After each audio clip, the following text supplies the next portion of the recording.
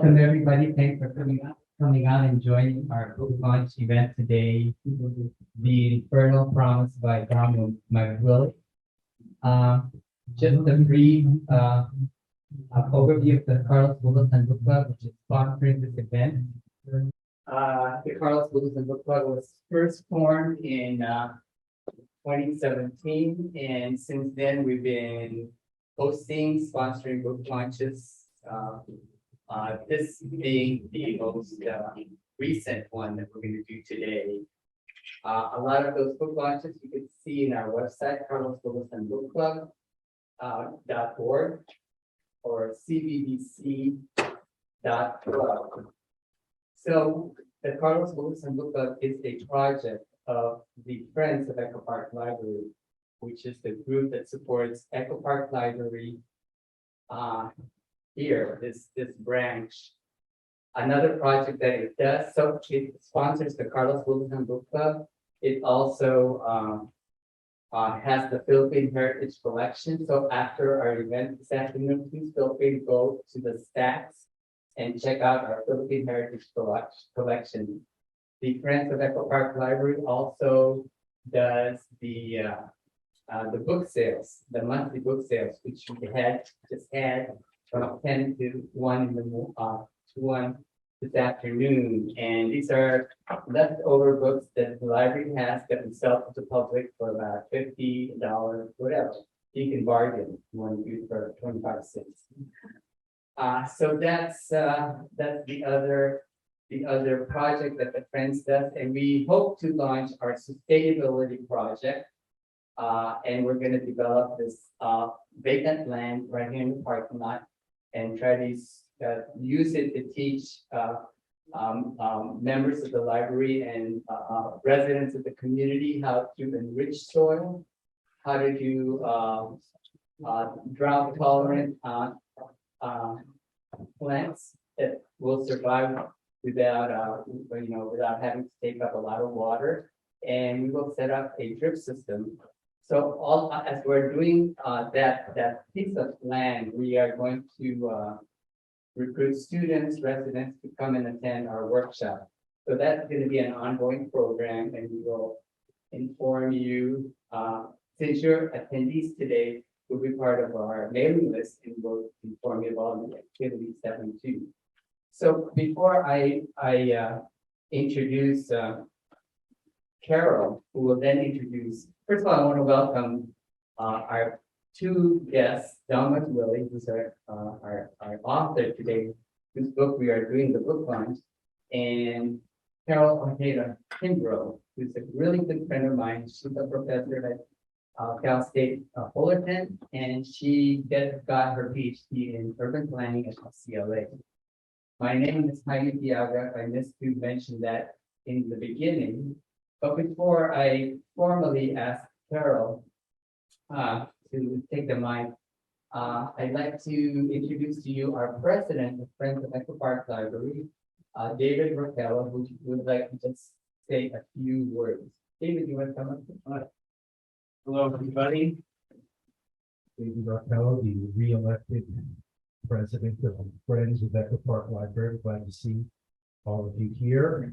A lot of familiar faces and a lot of people I never met before, but we're always here with the Carlos Bulletin Book Club to support reading immigrant literature and getting the word out on what it's like to be coming to America. I mean, I think unless anybody here is native Tongan, we're all stepping on somebody else's land. So with that, I'd like to, you're not Karen Bass,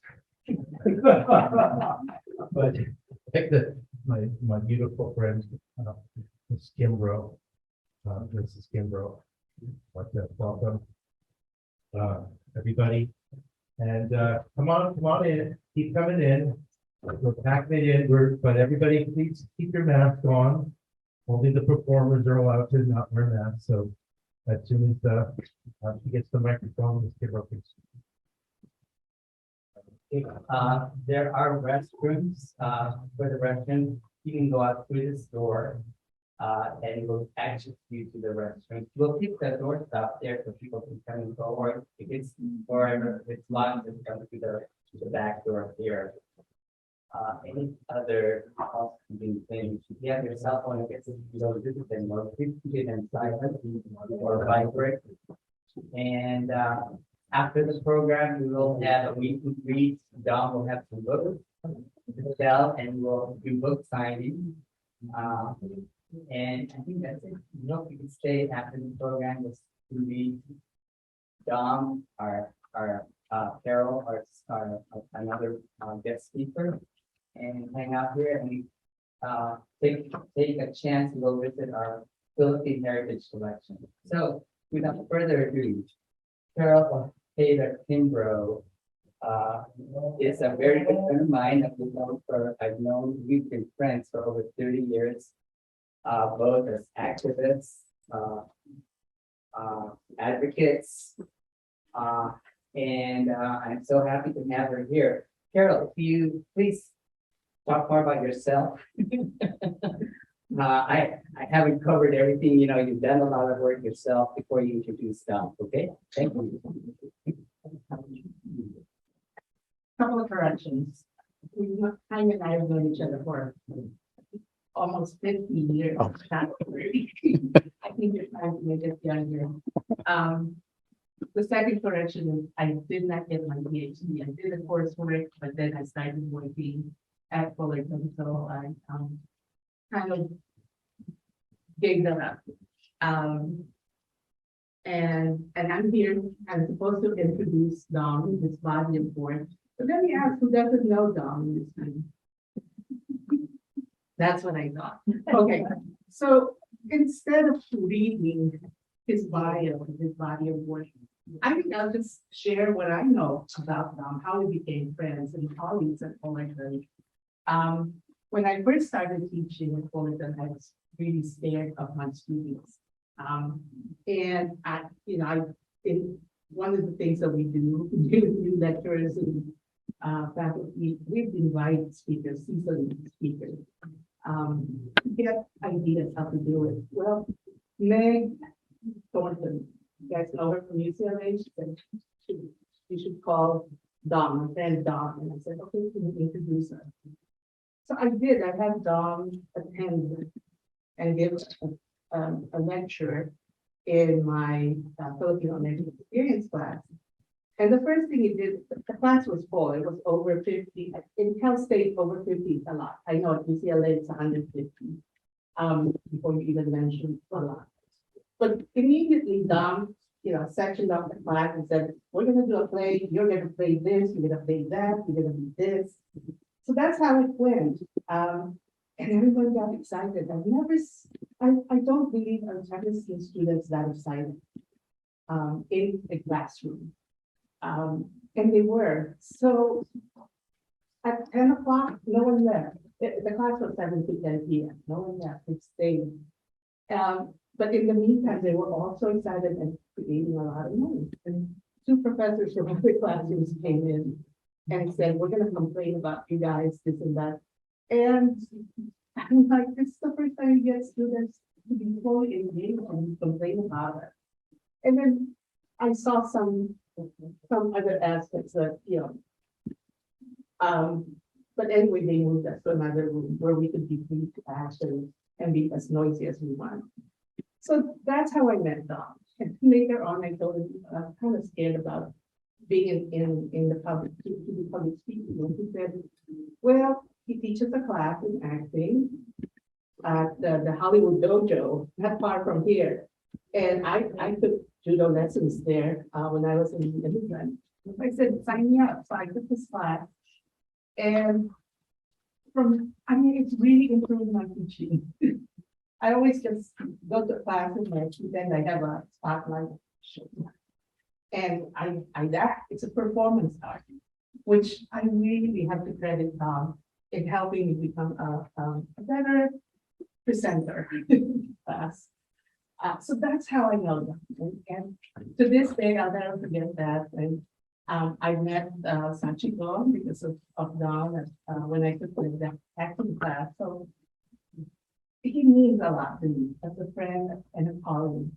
So I was really happy when he accepted an offer to teach at Fullerton, so we see each other all the time. And tonight or today, he's going to tell us more about his book and himself. And if I had known you were bringing a banjo, I would have brought my ukulele. Oh. But I didn't. Yeah. Not that I can play. Okay, good. That means to us, ladies and gentlemen, Donna will.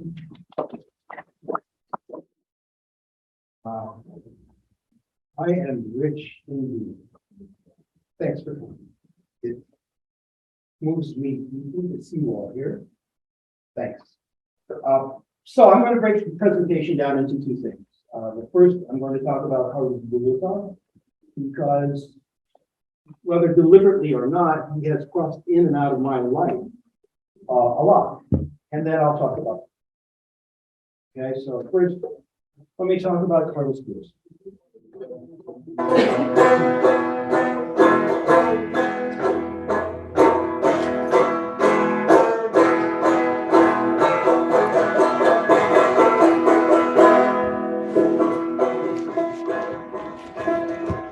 Ever had the time to find out where you're from? When you're lost and apart, not a hold of the sun. Ever had the heart to go back to your roots?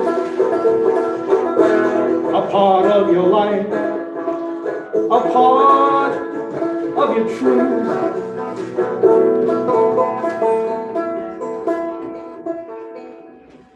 It occurs to me, and though a lot of you already know him, some of you may not know who Carlos Boar is. So I checked out Wikipedia because they're telling the truth. And here's a brief thumbnail on Boar. He was an English language Filipino novelist and poet who immigrated to America in July 1st, 1930. He never returned to the Philippines, spent most of his life in the United States. He was 42, 45 when he passed away, died of tuberculosis, complicated pneumonia in Seattle. In 1956, he left behind a large body of poems and novels.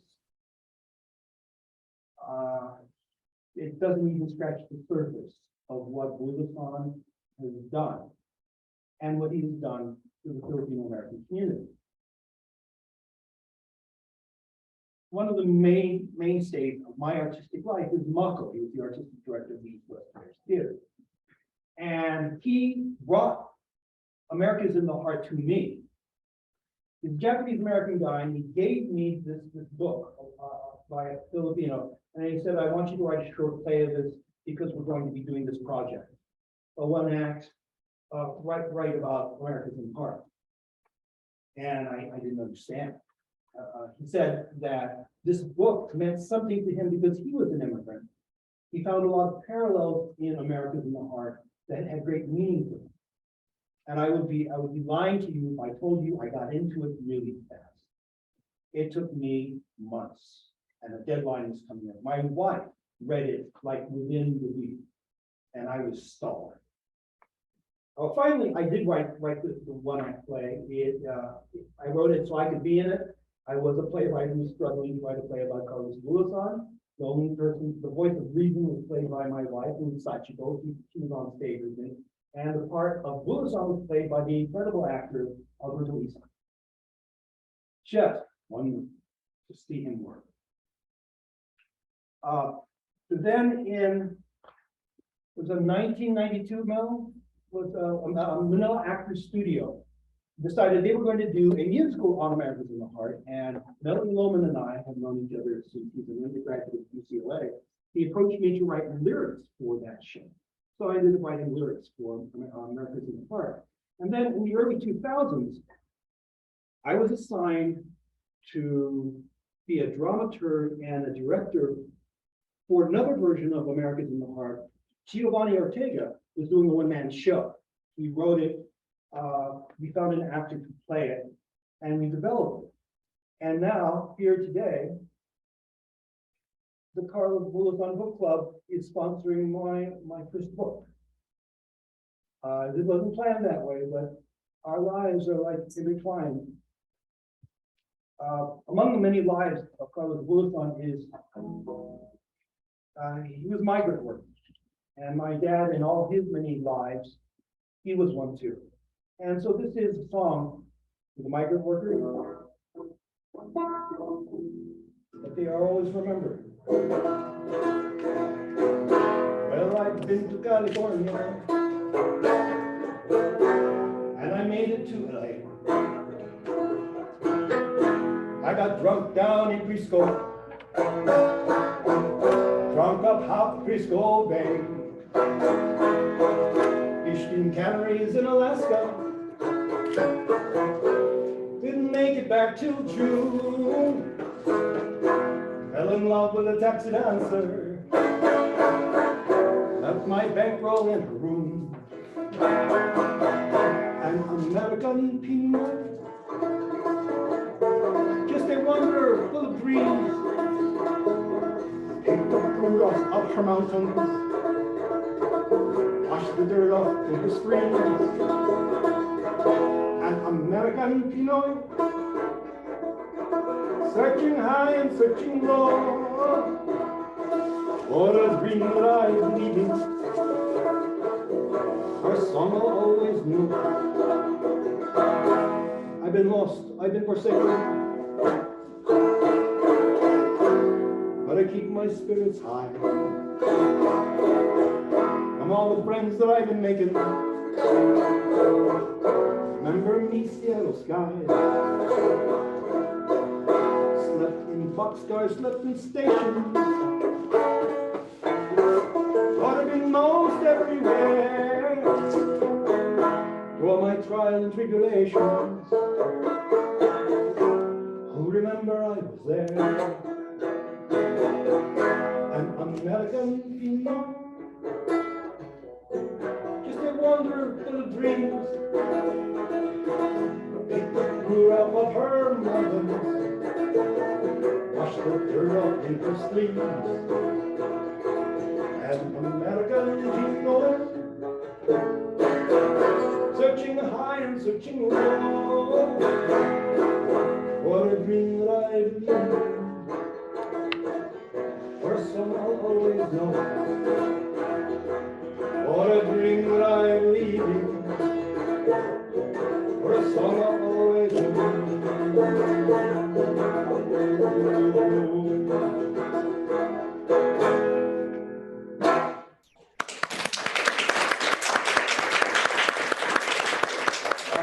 We're going to do the first video, the introduction. Okay. Legends from the First Hemisphere, The Infernal Promise by Magwili. I was a child of television. Not just the Howdy Doody show, but Hop Along Cassidy and Disney's Davy Crockett Adventures every Wednesday night. They filled my heart with wonder and amazement, and in the movies, I saw Steve Reeves as Hercules and Hercules Unchained. As I grew older, I also noticed that all these heroes didn't look like me. The closest I got was Peter Lorre as Mr. Moto. I did better with Bruce Lee in The Green Hornet. I did really well when Bruce Lee was in Enter the Dragon. But who else? I looked around. Pickings were meager. As I got involved with Asian American theater and Asian American studies, I found historical heroes mostly ignored by textbooks, like the Filipinos who fought in the Battle of New Orleans with Jean Lafitte, the Chinese Feng Zhou Gui who flew the first motor-driven airplane west of the Rockies in 1909, and the all-Japanese American 442nd Combat Team of the Second World War. And so many more. There were so many heroes. And they were inspirational. I stopped waiting for permission and I started writing stories where people who looked like me saved the day. And I wanted to create a swashbuckling adventure where Asian Americans were heroic. This is the result of my effort. This is Magwili. There's more story to come.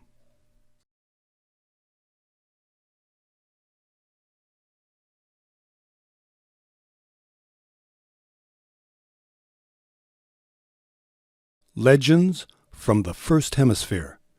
The Infernal Promise. By Magwili. Pray knows. Against a field of brilliant stars, a galactic war cruiser the size of a continent moved like an ice floe. Smoothly, irresistibly, on the hunt. A brief flash spit out of the starboard side toward the lonely world below, a long silver scratch in the night sky. A twig breaks near a stream. A new scent drifts past the burrow. A probe crashing into the world? That, too, could be a sign. The highest point in the First Hemisphere was along a bleak and misty mountain ridge in the north. The tallest of those peaks pierced the clouds like a lance, but when the probe hit, it was like a colossal blacksmith hammering a rocky anvil. A full quarter of the mountain was flattened, sparks spewed into the sky, turning it scarlet for days. A vast plateau was created, and within that was gouged a deep crater. In the center was a shaft punched into solid rock several miles deep. The searing heat made steam of the ice in an instant. All living things within several hundred leagues evaporated. In time, the crater cooled, and snow resumed its fall. All traces of the cataclysm were completely hidden. Feral life soon returned, except for the immediate perimeter of the Boar. Small animals venturing too close vaporized like snow in a furnace. After 100 rotations of the planet, the alien missile began to change. Strange gears whirled, and the probe sprouted 8 metal legs that drove brutally into mountain rock. From the gleaming extensions came snake-like feeder tubes driving even further into the frozen stone. The tubes soaked up the world's minerals and ore for fuel. And it was humming. A small panel slid open, revealing a green orb. It blinked and darted around sharply, scrutinizing its location like a hungry eye. The predator had come, and it had a name. It was Droom.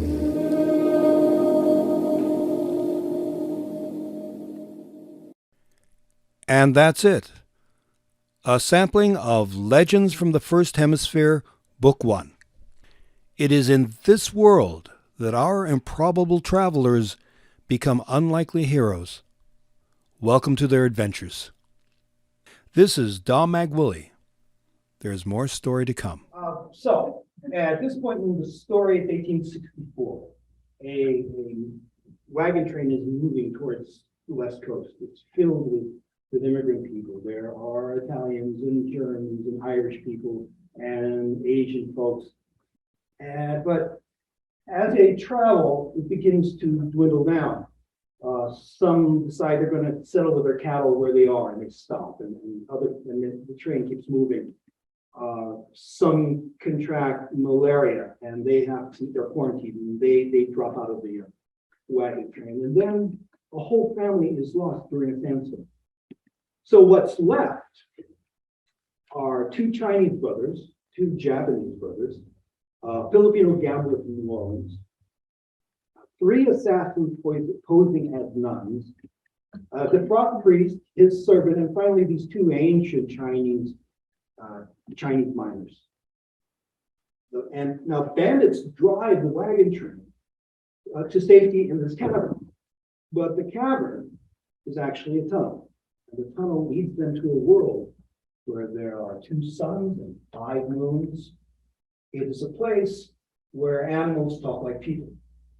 It is a medieval time. It is a time of swords, shields, crossbows, and spears. Now, this next video is their first contact with a local from this world. Ready? Yeah. Legends from the First Hemisphere. The Infernal Promise by Magwili. This selection is our hero's first encounter with one of the natives of this new world. Standing before them, at the gap between the canyon and the field, was a looming monster beyond their understanding. At first, Bones thought it was an ancient armored warrior atop a carabao, one of the water buffaloes from back home. It had a great barrel torso with lean shafts for his forelegs and great brawny hindquarters. The warrior was heavy with sinew and muscle. From breastplate to back, it was easily 4 handspans thick. Broad, hefty arms like tree trunks hung from his massive shoulders. Its skin was muddy, but beneath the grime was an albino hue. The thick neck supported what could be called a large helmet, where 2 sweeping horns sprang from the sides. The face had a sculptured aspect: broad nose, square jaw, thick sensual lips, and deep inset glittering eyes. In one great hand was an oddly formed sword, wide in some places, narrow in others. It had 6 edges at its broadest width. It might have been a kind of axe. In the other hand was a heavy iron shield. The giant loomed before them, breathing through its mouth full of rage and terror. That was when Tadao realized the truth. And that truth staggered him. The monster was not wearing a helmet of horns. Those horns were flowing right out of its head. He was not a warrior mounted on a giant water buffalo. He was the water buffalo. "God in heaven, it's a centaur," said the priest, coming out of his amazement. "A half-man, half-horse." "More like a carabao," quipped the Manila man. The priest sneered something in a foreign tongue. Bones snapped back in a similar language. "Stop it," snapped Sister Reiko. "This is not the time." The towering brute saw the newcomers with fascination. It sniffed the air, then very carefully came forward. Tadao and the others backed away. The great brute grinned, displaying horribly sharpened teeth, taking their retreat as weakness. It roared loudly, swinging its sword as it charged. Tai fired his rifle into the air several times. It skidded to a stop, stunned. Now it seemed confused. Then high above them they heard a crack. They glanced upward. The whole side of the mountain was sliding down upon them.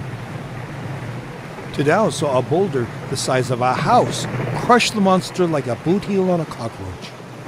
On and on came the rocky avalanche. Dirt and rubble swept down a great wave, burying them under tons of debris. And that's it. A sampling of Legends from the First Hemisphere, Book 1. It is in this world that our improbable travelers become unlikely heroes. Welcome to their adventures. This is Magwili. There's more story to come.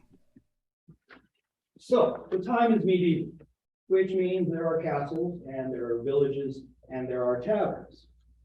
And where there's a tavern, there are drinking songs.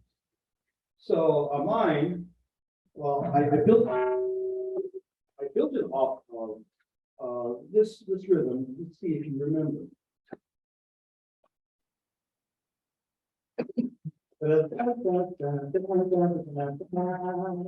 No, it's not okay. But it still off that rhythm. There lived a maid of aspect comely, well known around these parts. Her smile could turn your brain all numbly, for she broke many a heart. And you know she broke mine in half, like so many like her before. Her dark eyes made me giddy and laugh, like all the great beauties of lore. There lived a maid of aspect comely, well known around these parts. Her smile could turn your brain all numbly, for she broke many a heart. And you know she broke mine in half, like so many like her before. Her dark eyes made me giddy and laugh, like all the great beauties of lore. I'd howl to the 5 moons, ooh, ooh. I'd howl like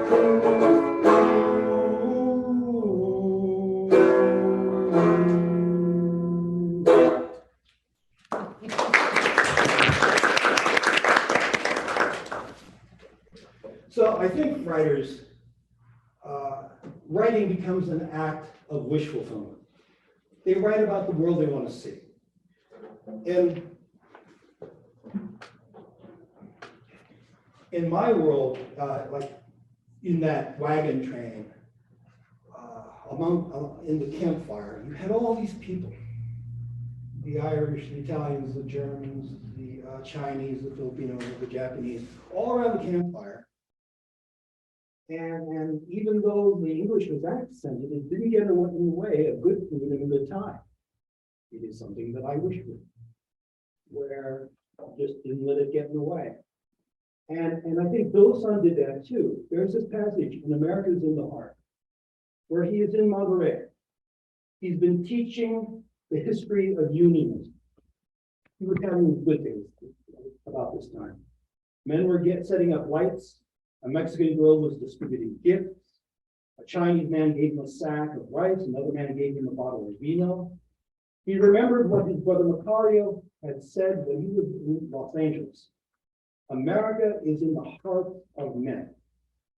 Bulusan now understood what he meant. He said, his small yet vast heart kept steering him toward the stars.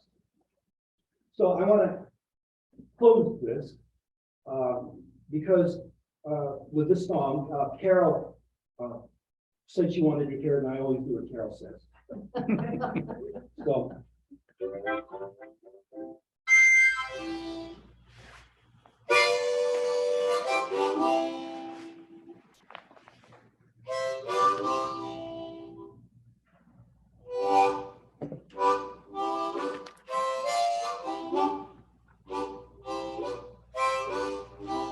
I get up in the morning. I wake up my son. He says, Daddy, what's happening? I say, let's go for a run. And on the road, I ask him what he wants to be. And sus mareos, he want to be like me, to be a Pinoy.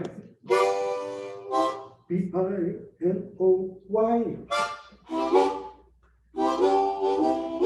I said a Pinoy. P-I-N-O-Y.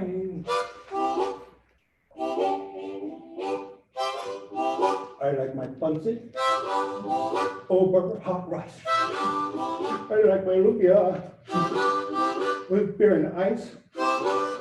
And when I want to gamble, to Vegas I fly. I always go first class because I like to go in style. I am a Pinoy. P-I-N-O-Y. I said a Pinoy. P-I-N-O-Y.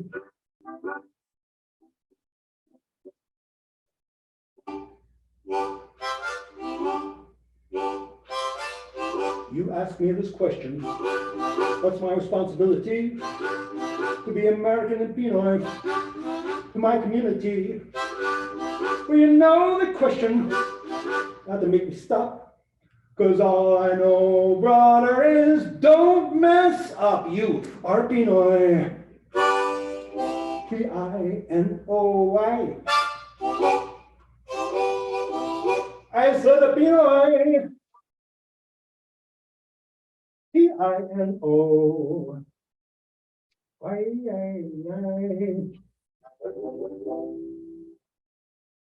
Thank you.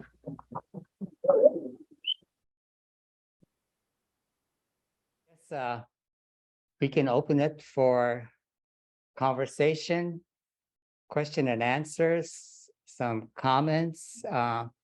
And I'd like to call on Carol to start our discussion. I think you're most familiar with Dom's work, and so we'd love to hear what he had to say and react to his presentation. Thank you. Okay.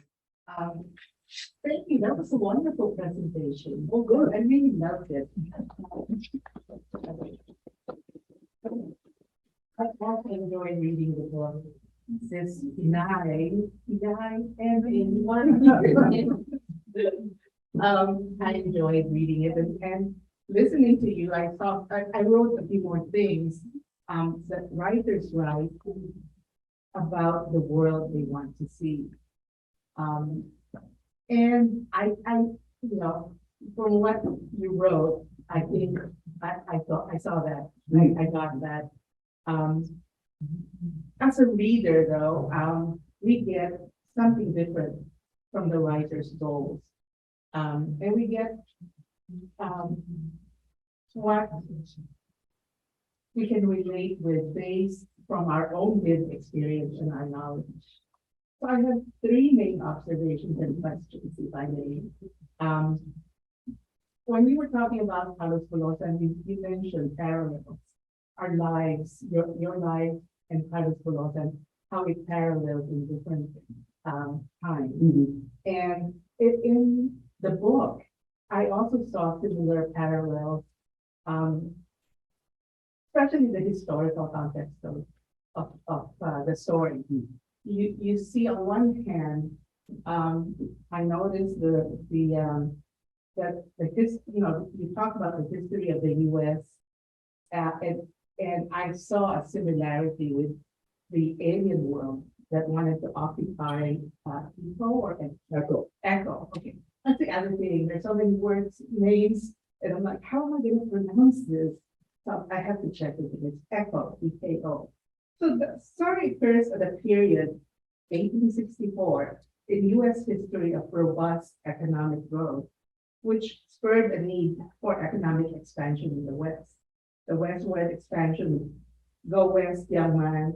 And the key to building this economic expansion in the West was to get labor first. And that labor would come from the countries in Asia, primarily from China, Japan, and the Philippines. So that's what was happening in this time. And then this fictional world of Droom was also experiencing a need to expand beyond its world and was seeking out new worlds to colonize. Yes. For minerals and ores, as well as labor to mine for these minerals and ores. But their approach was to enslave the local inhabitants of Echo by biological means. They injected them with DNA or something to hybridize them. So would you say, having noticed that, would you say that this is an accurate observation? And did you write this on purpose to make that parallelism? Or am I overthinking this? No, I didn't plan it, and I am not the one to tell you all the conclusion. There's sumie, Japanese kind of artwork where you meditate on one thing, and then you take your brush and you dip it in ink, and then at one point you just make the gesture.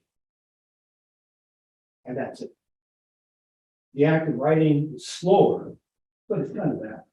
It's, you have this notion in your head, and it's a very slow process, but it is kind of like a very long song that you are trying to put together and you're doing. If you can find this parallel, then I got nothing, because that was not my intention. Okay. But reading it, I'm like, wow, because you made the history more boring. You know, usually if you're reading history, you're like, dates, names, events. But here you're telling the story and you're like, wait a minute, that reminds me of, you know, when the US was expanding its market, wanting to go to Asia, but bringing Asians in this country to perform the labor and so on. Thank you. Oh, no, thank you. I didn't know I was writing it. But I'm stealing. Yes. Another similarity I observed was the gender imbalance in the Western migration from eastern part of the US, as well as from the Asian stream migration from Asian migration stream to the US. And again, I appreciate that you are able to tackle these historical issues without making it seem like a boring history lesson. I don't know who read it, but you mentioned there were 3 assassins, female assassins, posing as nuns out of a wagon train that were mainly men. There were some women, but they were part of the family. Yes. You know, the Irish and the Italian. They're large families. Right. But in terms of just women, it was just this Small concentration. concentration. So it reflected the gender imbalance. Again, in the history of Asian migration to the US. And I mean, there's so many explanations for that, but I like that it was there, that it wasn't missing. So a lot of times when we read stories, you think, oh, wait, how come there's no women? You know, were they not here, etc. But this one, they were put front and center. They were assassins, bandits, and all that. So thank you again for that, for inserting. I wish I could plan that too, but no. Oh, don't be too humble. I think you did. Oh, and this is personal interest for me. The number 12. 12 travelers, 12 kingdoms. The 2 Chinese brothers, the 2 Japanese brothers, Yes. etc. Totals 12, and then after you kill off Nonse and Tang, you're left with 12 creatures. Oh, okay. I can speak to that actually. Okay. In the beginning, I decided that the creatures in this world would be populated by the animals in the Chinese zodiac. So that was 12. However, I didn't plan that there would be 12 sort of like main earthly heroes. I didn't plan that.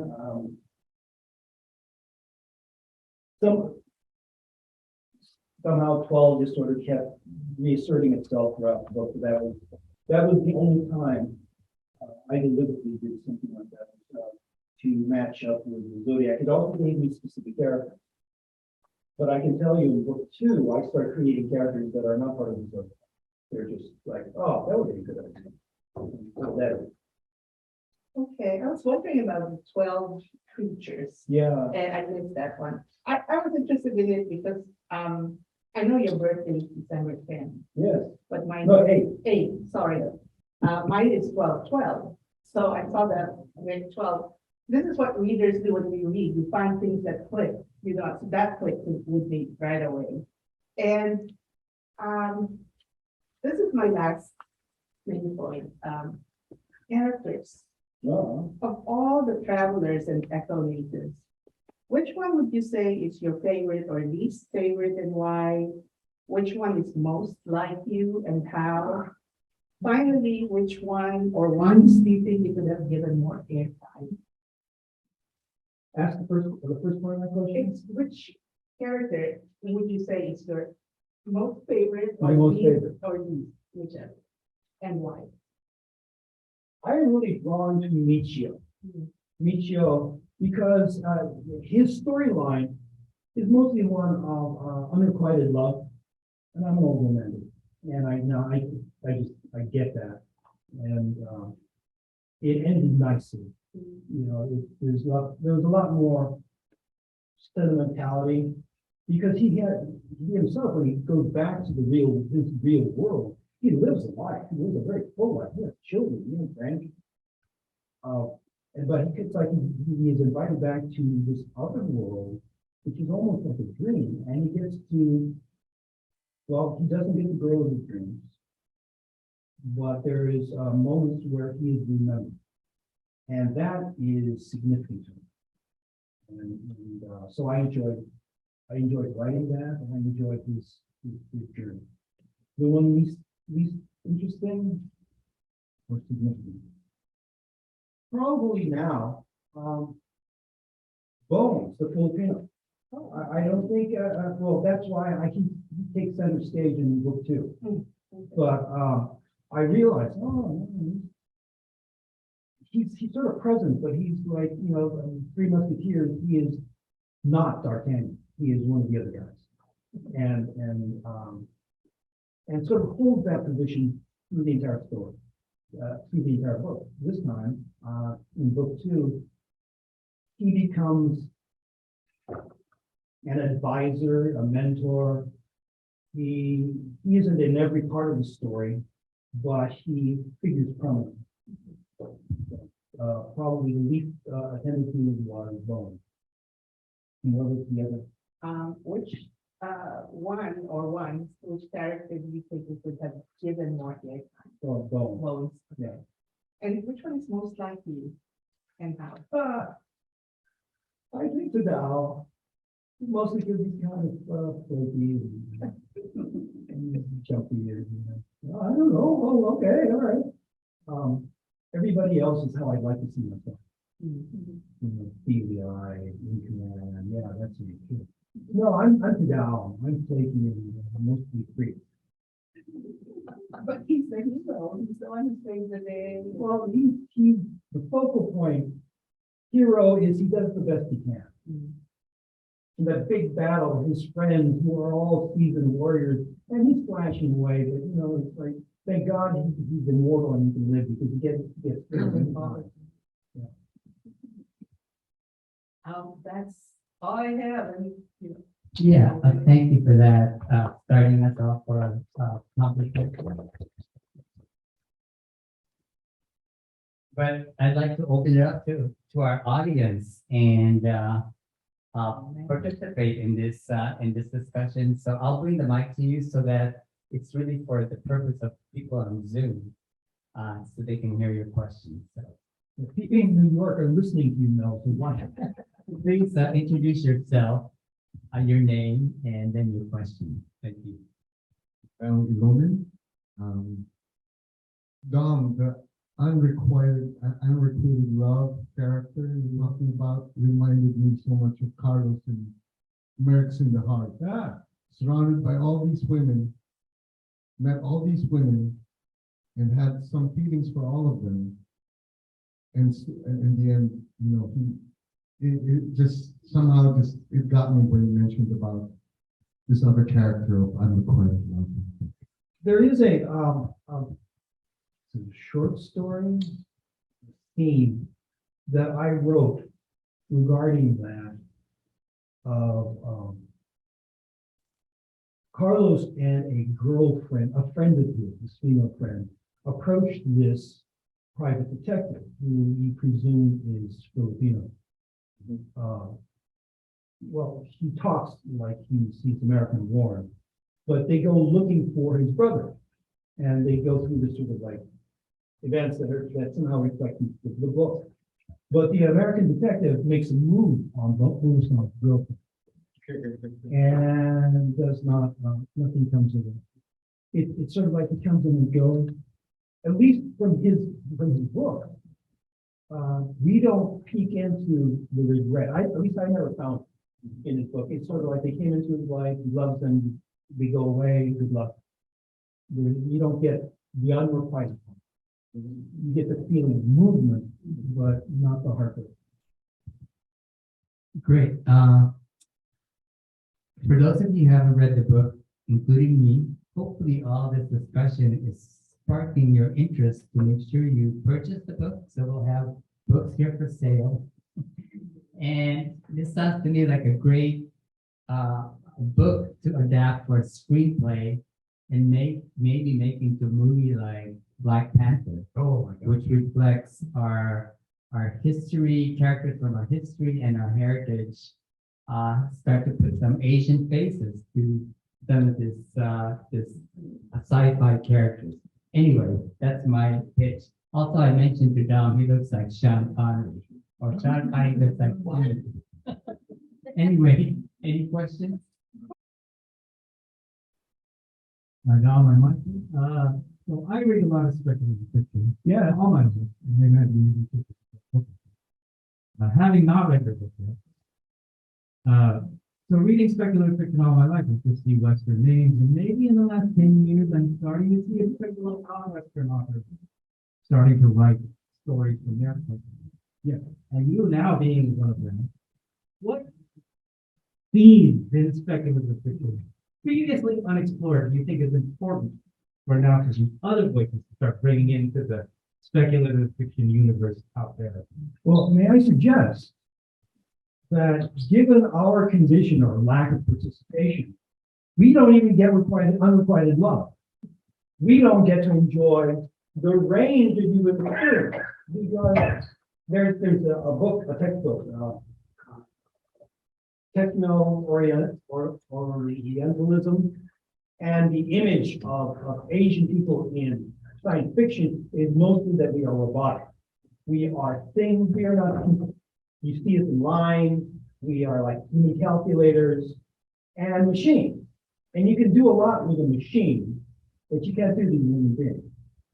So I'm very conscious of how previously we have mostly been dehumanized. Because we work really hard, because we try to get along, because we're really smart and efficient, because we are part of the team, we try to belong, it is also presumed that we have no feelings. And weird stuff happens when we start having feelings, like all of a sudden, she's really pretty, I wonder if she'll go out. Then things start to get tense. There is, out of USC 1919, it's Filipino in America, that she wrote the musical background to it. I think it was discovered at USC. It was reconstructed. So you'll see bad cut and everything. But a student filmmaker made it. It was of a Filipino immigrant who comes to the United States, gets a degree in engineering, can't get a job, and ends up, like the rest of his compadres, working menial work, so-called menial work.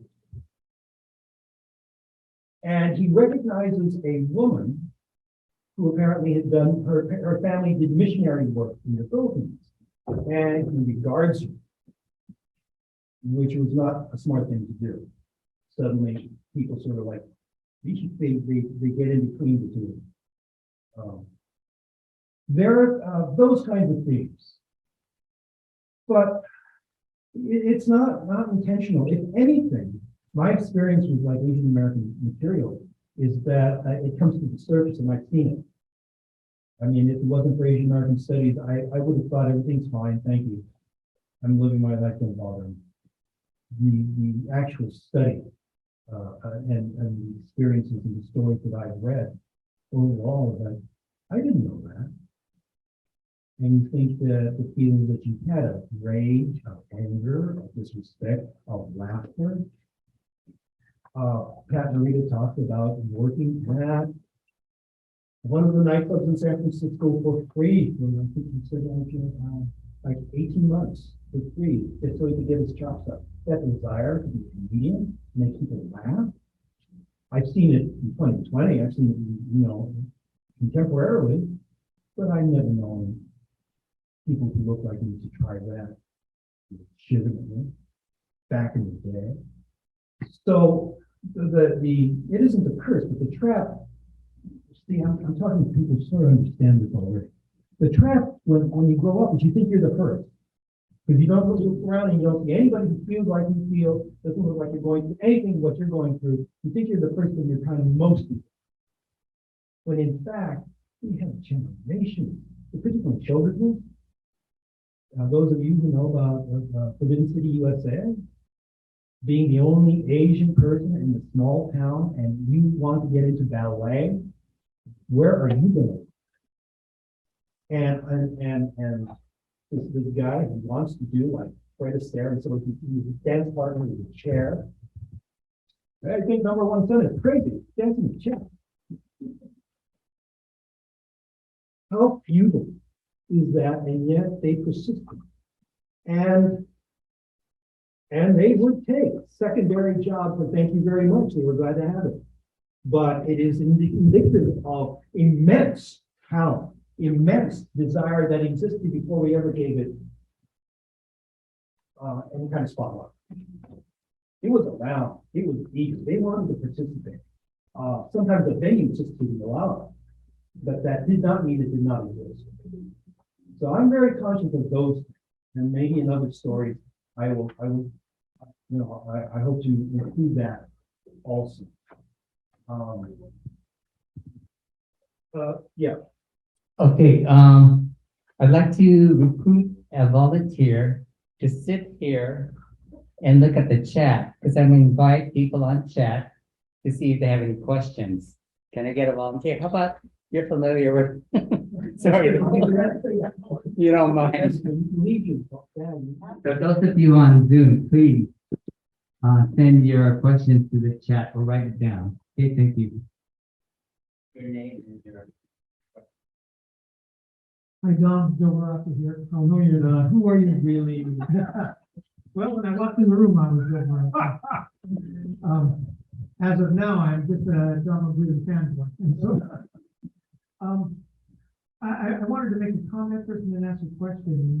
After that, the comment is that what I found in this book is texture. Because, as you were saying in the presentation, we oftentimes don't get to see ourselves represented in literature, in film, in poetry, but in fact we do, as your last comment said. We just got to keep our eyes open and be aware of it. But sometimes when we do see ourselves, the characters don't have much depth. They're just a two-dimensional representation of one aspect of ourselves. And what I found in this work was that the characters had texture, not only historic texture, as Carol had mentioned before, that they sort of came from a historical experience, from the Manila Men of Louisiana to the railroad workers, to the farm workers, and this was all represented as part of the historical development. But the texture that interested me most was that these were three-dimensional characters. They had hopes, they had fears, they had anger, they had dimension. There was a willingness to put their lives on the line at different times. And so you make heroes of these characters, whether or not they intended to be heroes. My question is about your process. Did this work emerge complete and full, like Venus and Milo coming, or Venus emerging from the sea, or was it a struggle? Did you revise it and change it and adapt it with every chapter, with every line? What's your creative process in doing something? Before I started this novel, I was writing screenplays. And my style of writing screenplays is I borrow from Sid Field. I use index cards. And I have an array of index cards of an assortment of the opening image. I start with things I want to see. So it's a collection of just stuff I want to see. And then I try to put it in order. And choose some kind of story shape. And so I got a stack of index cards. And for a very long time, I get up at 6 in the morning, go over to the Starbucks, and just try to put in like an hour. I'm just working my way through that stack of index cards. So there was like an outline. I knew kind of the shape of it. And it was being revised as I went. Because at one point, I already said that. I don't need that. So I won't deal with it. Or I get some kind of insight that was, oh, that's cool. I'll put that in. I'm working on book 2. And I thought I had a stack of index cards was where I wanted to go, but it doesn't seem to be working out that way. I am writing more from the seat of my pants than I am from a structure. It's like I know I want to get here, and I have no idea how I'm going to get there. Well, we'll just see. And you just write so it makes sense. And I appreciate it's a first draft, so I kind of give myself license to be to make error. I'll deal with it at the end when I start to edit it. But I mean, I say this to students a lot. Don't start editing after the first draft because you don't know what you're coming out with. Let it all come out. Let it all come out, and then because you may look at it and you say, "Oh, I had no idea this." Our subconscious doesn't always inform us of what we're up to until later, until we can step away and stare at it and see what we've got. Thanks. Thank you very much. I guess this is a question and answer, sorry, I came in late. We talked about you when you were here. Oh, great, awesome. Yeah, so just basing it on the synopsis that you posted in the invite, I guess we're taking some data. Oh, my name is Ferdinand Galang, and My question, okay. So I noticed that just basing on the synopsis that you put in the invite, Yes. it involves several things. Planetary travel, Yes. which I assume you're dealing with time portals. Or how well, would you- the element of time is there. Right. Our heroes go to a place where time is different, Correct. and so time, like our heroes in this world, may live 1,000 years, but they go back to their here on Earth, and maybe like a couple of days pass.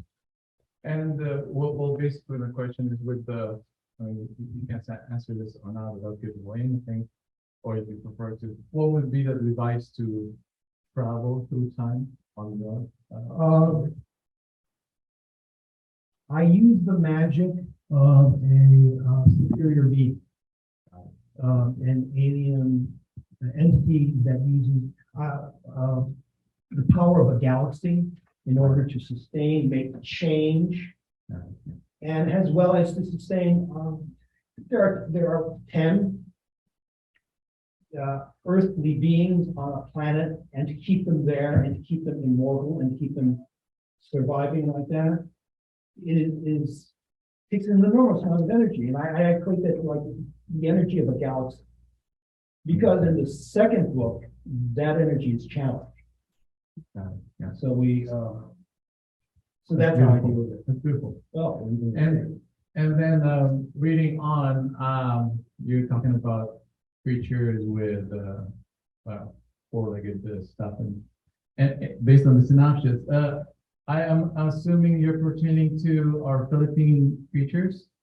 not necessarily. Not necessarily. Okay. I'm not so versed on Philippine native creatures, much less superstitious, not superstitious, but supernatural creatures. Supernatural. Okay. Yeah. So it's like just a different configuration of creatures in the future. No, in this world. Oh, in this world. The issue is not really time. The issue is the creatures that exist in this world now. Now. Or in there. Oh, yeah. Yeah. Okay. Wow, that's very interesting. Those are my questions. Appreciate it. Ferdinand, do we know each other? I don't believe so, but So you came here and you didn't know me? no, Thank you. Seems like you go to a family dinner. Yeah. Okay, we have a question up here. Please say your name and then your question. Hello, this is Noel Malakwood. No, I have a question. So, so I know it's a little early, but I just wanted to ask, how far are you into the second book? I'm like, this is it, it's like the final thing, and I don't want to end it yet. I know the end, I know pieces of the finish. And I'm sort of like right there at the precipice of some action, but I don't know how to pull it off. And I'm trusting that my subconscious is gonna come up with an answer. Do you, would you describe this book, because I'm just gonna start reading it, but, would you say that the end of the book is a lot of unresolved issues, or in and of itself, the book one would be, have a lots of, on its own, have a fine. It stands on its own, I think, the first book there. I planted seeds in the first book that I would later exploit in book two. And they're largely technological. I'll take cliffhangers. Yeah. I'm a great believer in cliffhangers. I believe what Charles Dickens was writing serial. He wrote his stories in magazines, so he wrote cliffhangers to have people come back to read, and I've never forgotten that. I mean, she was good enough for Charles Dickens. Do you, I understand that there's two elements. There's a historic element and then there's a fantasy element. Yeah, Is a lot of it period, or is there a lot of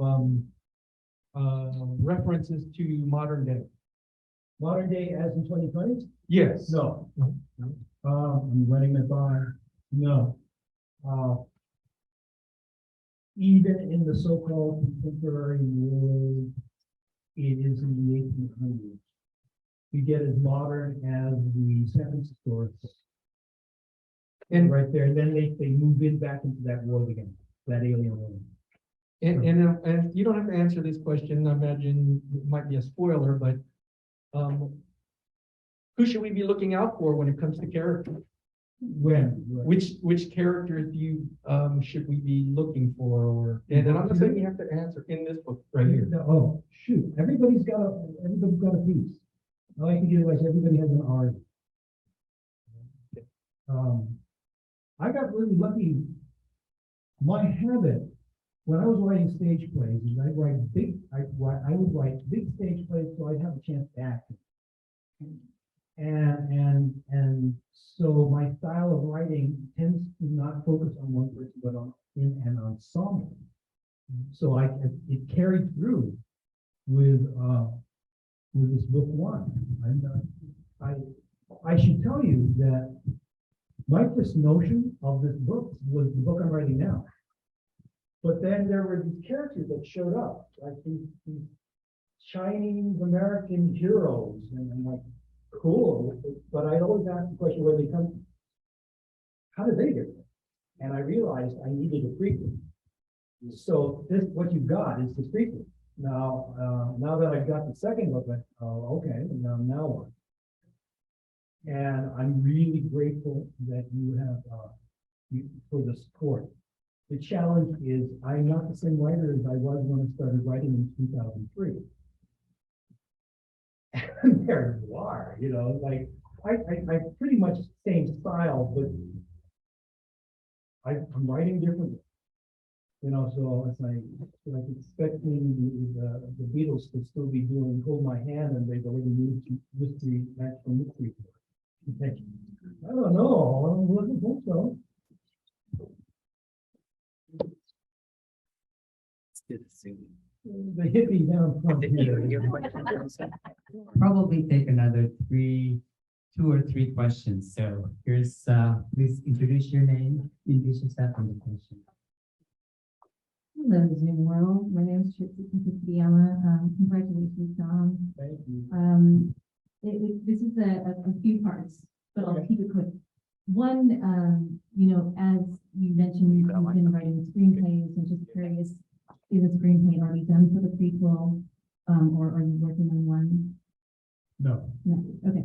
I am working on the audio novel version of it, because I've gotten into audiobook narration, like some people have.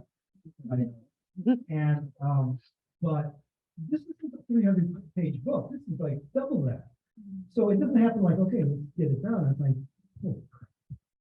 And you've got to get, what is it? Is it 2-3 hours to get one finished hour? So maybe next year. My question, this next question is just more like reflecting on, you know, your decades of being so creative in so many different avenues and being such a creative force and an influence on many of us. And you've explored all these different avenues, and now you're writing this trilogy. So I'm just curious to hear you talk a little bit about what is your grand vision or a grand vision for the world through this book and through this trilogy? And what is a personal vision for yourself through this book and through this trilogy? My grand vision for this world and this trilogy is that there's peace on earth. And they could spend their breath of time reading a book instead of killing each other. Personally, I'd like to write stories that people want to read. I would like my skill to be competent enough that I can tell a good story, and there is an audience for it. For as long as I'm ready. And whatever you guys do is not my fault.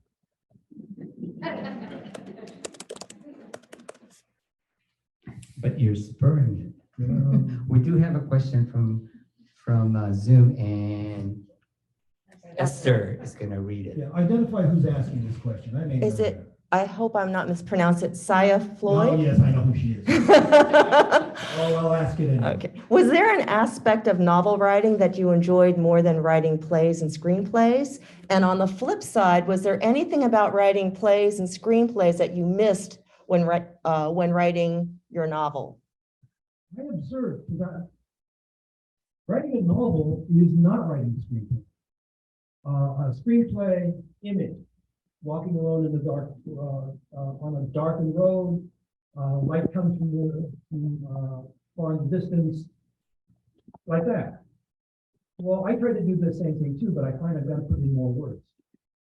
I have really got to paint using language, and still my orientation is different. I've been told I write fast. I think that's my screenwriting skill, because I don't have time. I don't have the temperament to. And then you look down the curls of her hair into her lace. It's just like I gotta get going. And I like action adventure. So running and jumping and that sort of thing is more interesting to me than making a description on geography.